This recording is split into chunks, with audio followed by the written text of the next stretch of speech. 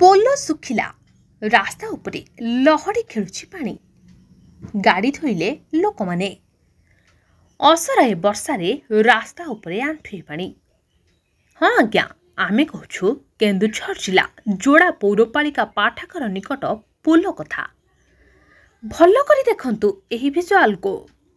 पाठागार पछपट बड़ियारू वर्षा जल निष्कासन निमंते लक्ष लक्ष टंका खर्च करी कला पहाड़ छकरू जोड़ा बस स्टैंड को संयोग करुवा मुख्य रास्ता एमएमटीसी कॉलोनी सामने किछि दिन पूर्वर एक पोल निर्माण करा जायछि एवं विडंबनार विषय एकिछि पौरपालिकार जंत्री मानक दूरदृष्टि अभाव पोलरे पानी न जाई रास्ता उपरे आंठुए पानी। एमितिकी पाठागार को आसुवा लोक नाही नथिबा असुविधार सम्मुखीन होइछन्ति।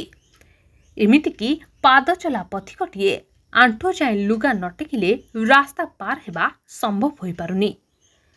पाठागार सम्मुखरे थिबा कपड़ा दुकान राशन दुकान ग्यारेज प्रभृति रे पानी पसि जाइथिबा देखिबाकु मिलिछि।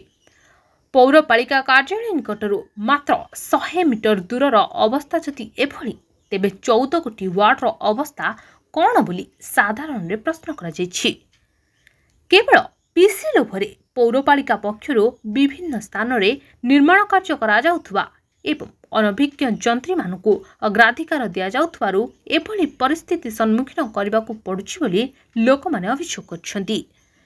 विभागीय अधिकारी पौर कार्यनिर्वाही अधिकारी और पौरपालिकार अध्यक्ष एथिप्रति दृष्टि देवा सहित उचित पदक्षेप ग्रहण करने साधारण दाबी होछि।